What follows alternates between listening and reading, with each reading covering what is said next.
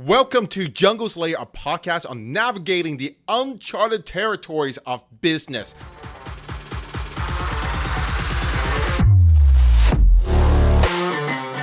I'm your host, Ed Z, and today I am going to share with you my story of overcoming challenges in the real estate industry and how I closed my first seven-figure deal within my first year of door knocking for success in 2010. Well, I have just hit a plateau in my previous sales position.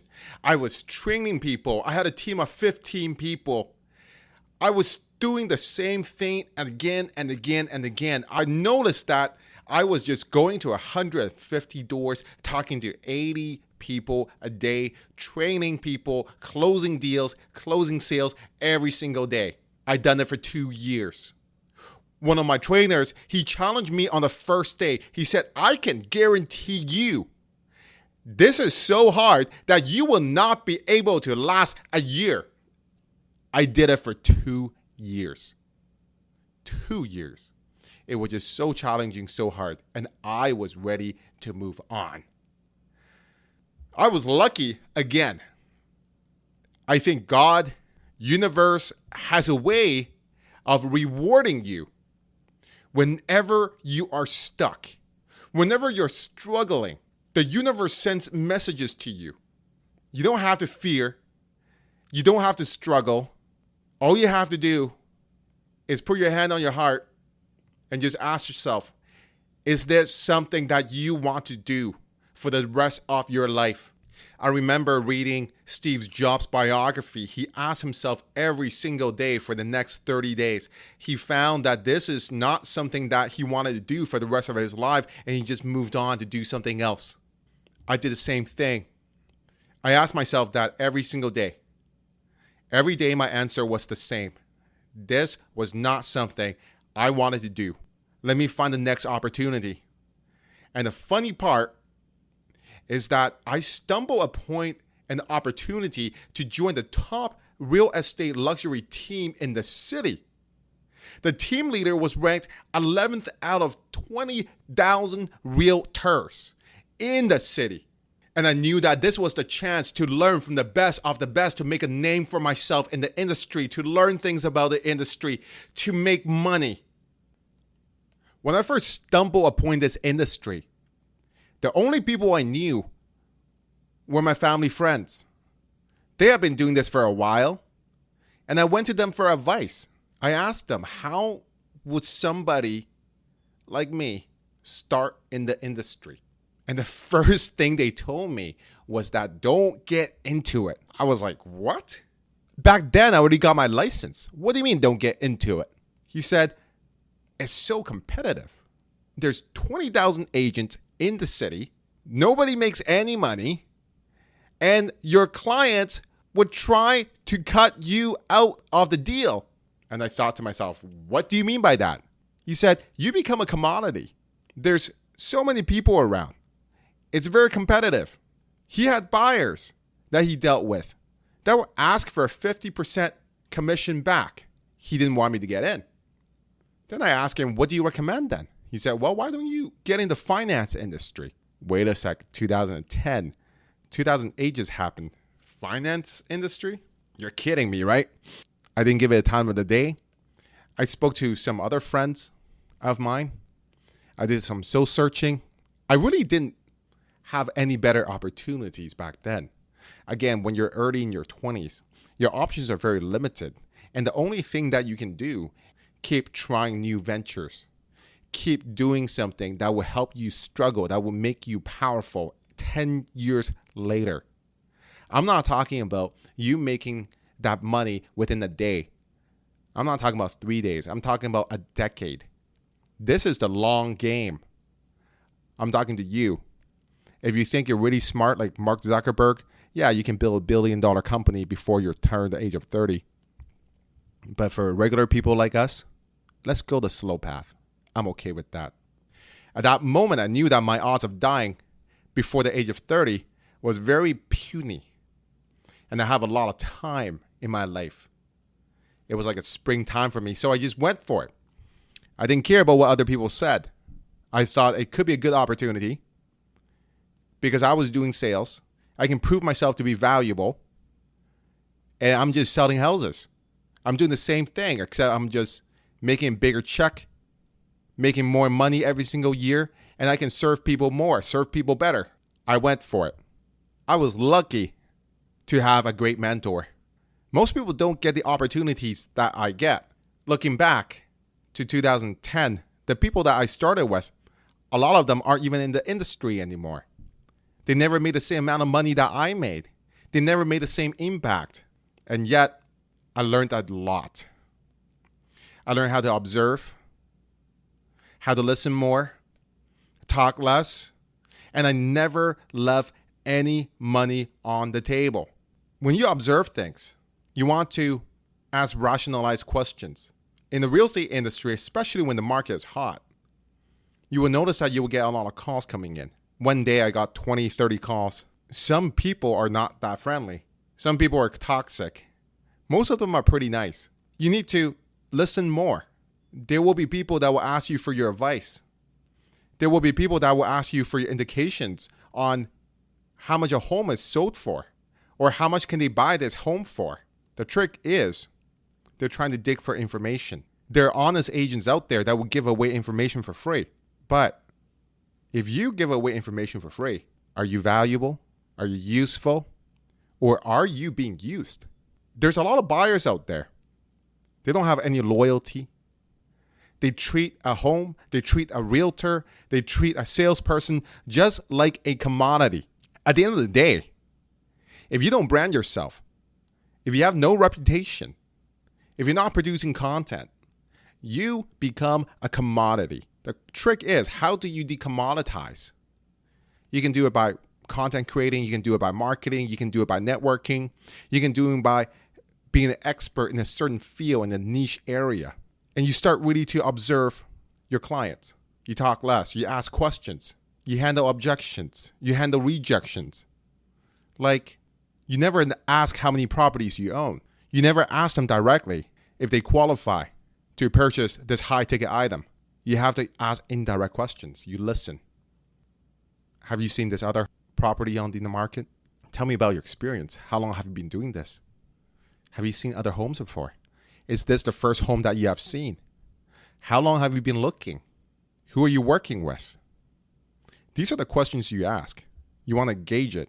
You want to paint a complete picture of the person that you're dealing with. That's how you ask the right questions. In my first year of business, it was the most difficult closing my first deal. Once I done that, everything became easy. This is when I learned anything that you do, the first step is always the hardest. The first deal is always the hardest. The first rejection is always the hardest. You just have to overcome your fears in dealing with the first. Now, I want to talk to you about my first deal, my favorite deal of them all. It was a $2 million sale in 2010. I was 24 years old. One of my favorite deals was a $2 million sale. I went door knocking. That day I was having such a tough time. It was snowing hard. My shoes were not proper and I was cold. I stepped into a puddle. My socks got wet. And you know that feeling when you have wet socks? And what sucks about that is that your feet is cold and the -2 degrees temperature, you're walking in the snow, you don't even feel your toe. And so happened, the next door I knocked on was a family man. He opened the door and he looked pretty miserable. I looked pretty miserable too with my wet shoe. And he was pretty sad. I asked him, "Hey, how are you? This is Edward. So tell me about yourself," I asked him. I was pretty direct that day. I was having a really bad day. And I just came out of my mouth, just asked him, "You look sad, sir. What is happening? Is there anything I can help?"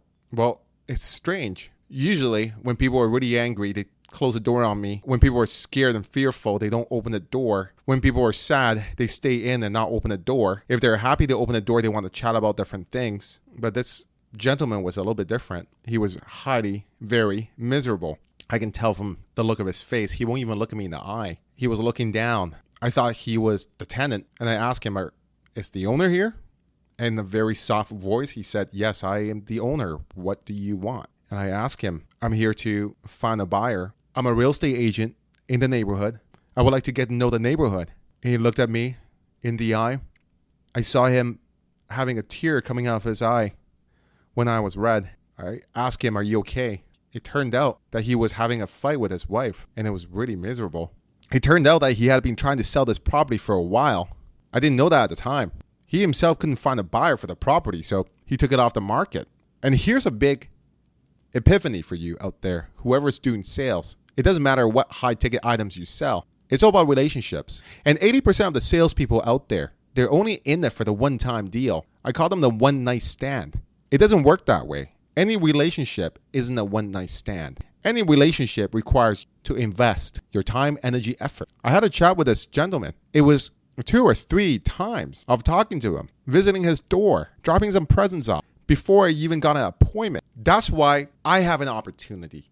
And I truly believe that even till today, 10 years later, there's still salespeople out there who are looking for one-night stands with their clients. And that is the biggest mistake.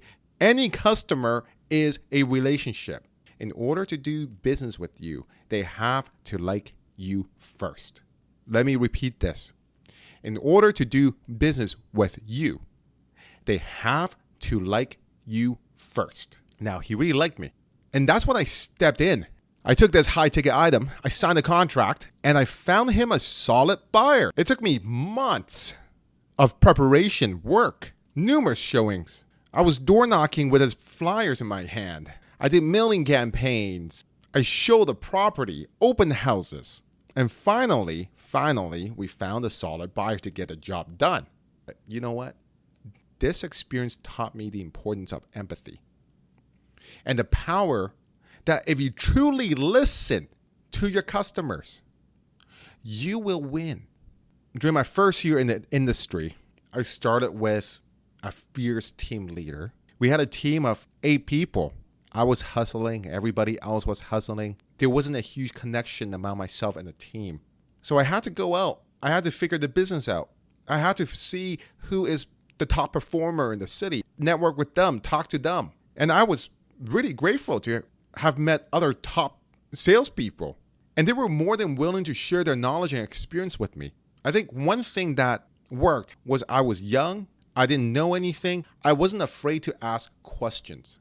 There will be top players that's willing to give you a hand if they take a liking to you. You have no idea how many top players in the industry I have met where I remind them of themselves when they were young and they gave me opportunities. They taught me things. They give me deals. Where if I didn't do all of this, went home, stayed in the office, read a book, I wouldn't have gotten anything.